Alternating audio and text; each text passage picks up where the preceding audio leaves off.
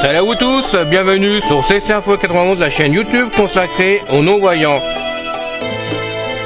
Présenté par Alain Leclerc, avec Pascal Cusson. Musique de notre ami José Licenciato, qui nous l'offre gratuitement la musique, merci à lui.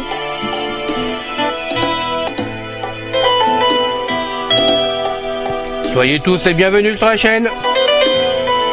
Notre liste de diffusion pour vous tenir au courant de ce qui se passe sur la chaîne.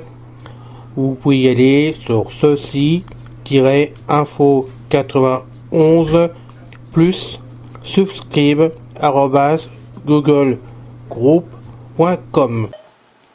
Bien le bonjour, chers amis auditeurs de Ceci Info 91, chaîne destinée à vous informer sur une foultitude de sujets en tant que mal et non-voyant, créé par notre ami Alain Leclerc. C'est encore une fois Pascal Cusson parmi vous, votre podcasteur qui a beaucoup de plaisir à faire ce qu'il fait. Comme d'habitude, nous demandons à nos abonnés, à nos auditeurs de parler de nous. Ça peut être de bouche à oreille, par email ou sur vos différents réseaux sociaux, sur les murs de vos réseaux sociaux. Ou par exemple dans vos associations, si vous avez un journal associatif de mal et non-voyants. Vous pouvez en parler aussi autour de vous afin que nous ayons davantage d'abonnés. C'est notre seul salaire, notre seule joie. Donc, de vous informer, c'est une joie, mais d'avoir de plus en plus d'adhérents, c'est notre rétribution à nous qui nous fait chaud au cœur. Merci d'avance. Aujourd'hui, nous poursuivons notre série Cuisine pour les mâles et non-voyants. C'est le fascicule numéro 8. C'est la quatrième et dernière partie sur l'étiquetage. Et aujourd'hui, nous parlerons de deux sujets, le four micro-ondes ainsi que le minuteur et la balance électronique. Comment identifier ces trois choses-là? Voilà, nous commençons par le four à micro-ondes. Il y a deux façons d'étiqueter et d'utiliser les touches du tableau de commande d'un micro-ondes. La façon la plus répandue consiste à fabriquer une seule grande étiquette sur une feuille plastifiée autocollante de type braille label de façon à reproduire le tableau de commande du four à micro-ondes. Coupez la feuille plastifiée selon la dimension du tableau de commande. Placez la feuille sur le tableau de commande et calquez les casiers à l'encre lavable. Note: si le tableau de bord ne représente pas de casier, il faut les figurer autour des touches. Tracez les lignes des casiers sur le verso de la feuille avec un stylet pour que le relief soit sur le recto de l'étiquette.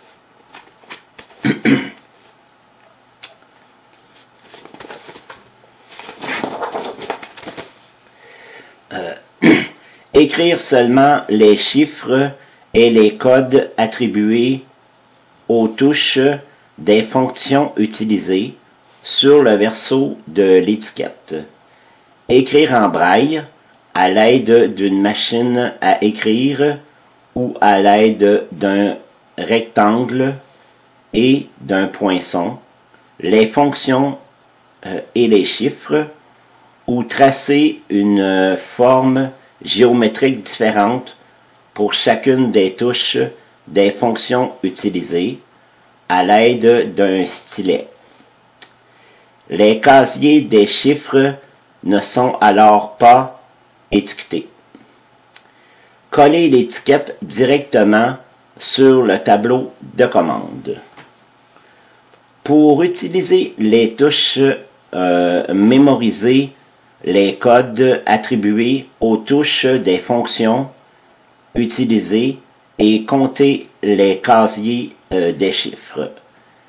Repérer avec l'index le code en braille ou la forme tactile de la fonction désirée et appuyer sur cette touche. Repérer ensuite le chiffre identifié en braille ou par un casier libre et appuyer sur cette touche. Ce mode d'étiquetage et la technique d'utilisation doivent être modifiés selon le modèle du four à micro-ondes. Voilà pour la première méthode. Une deuxième façon consiste à appliquer à l'aide d'un tube de silicone un point pour chacun des chiffres de 1 à 0 et une forme géométrique différente pour chacune des fonctions utilisées sur le tableau de commande. Par exemple, un cercle pour la touche du niveau de puissance, une croix pour celle du temps de cuisson, un trait horizontal pour celle qui sert à annuler les données précédentes et un carré pour la touche de mise en marche de l'appareil. Le silicone peut aussi être appliqué sur une feuille du type braille label, ce qui évite d'endommager le four. Pour utiliser les touches, mémoriser les codes attribués aux touches de fonction, repérer avec l'index la forme tactile correspondante à la touche désirée et les points tactiles correspondant aux chiffres désirés, soit en les comptant,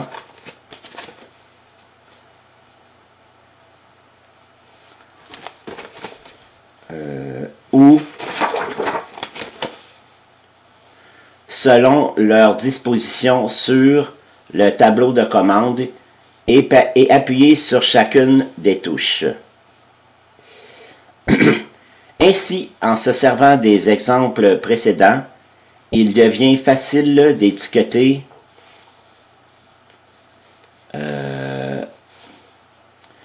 tous les autres appareils électroménagers. Voici quelques trucs pour les instruments de mesure. Bon. Les instruments de mesure. La balance de cuisine et le minuteur. Retirer le couvercle s'il y a lieu, de façon à pouvoir toucher à l'aiguille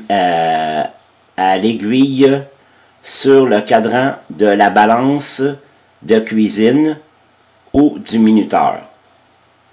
Appliquer un trait de silicone à intervalles égaux sur le cadran, par exemple, tous les 5 grammes pour la balance de cuisine ou toutes les 5 minutes pour le minuteur. De cette façon, l'aiguille alignée avec un trait indiquera 5, 10, 15, etc. et permet de trouver approximativement toutes les autres mesures.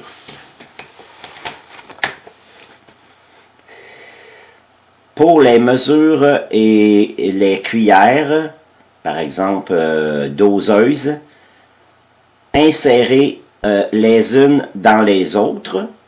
Leur emplacement dans la série et leur format permettent la plupart du temps de les identifier sans étiquetage.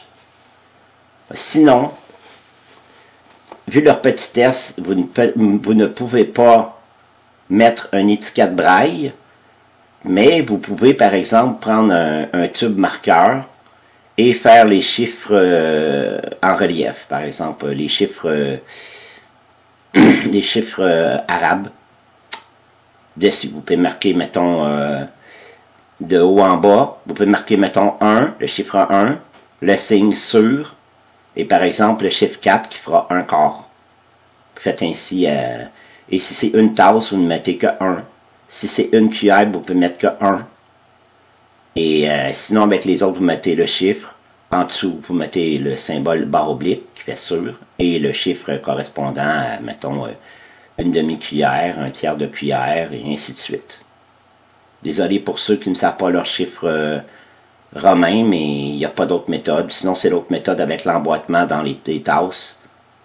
Et les cuillères, un peu comme des poupées gigognes ou des poupées russes qui sont emboîtées les unes dans les autres, la plus grosse en dessous, en allant jusque vers la plus petite sur le dessus.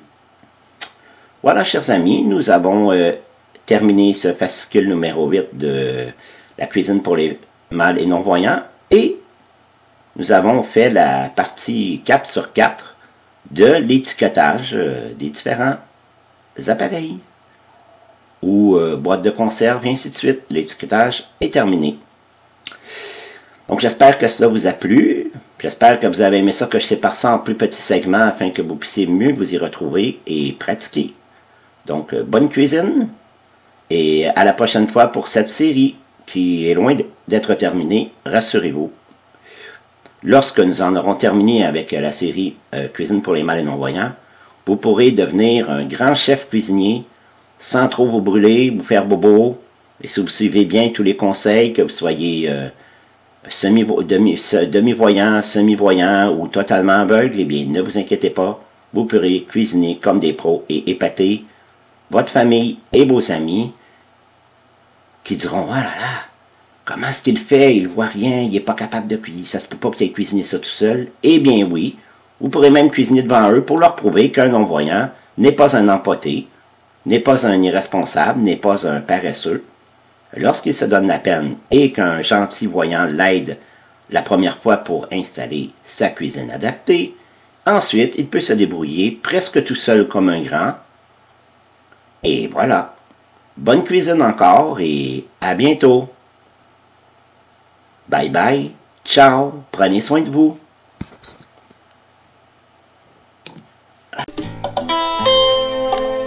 C'est fini les amis. Merci d'être passé sur la chaîne. Je vous dis à bientôt avec Pascal. Pensez à vous abonner, c'est important pour nous. Pensez à venir sur notre forum, c'est aussi important pour nous. Bye bye les filles. Salut les gars. À bientôt.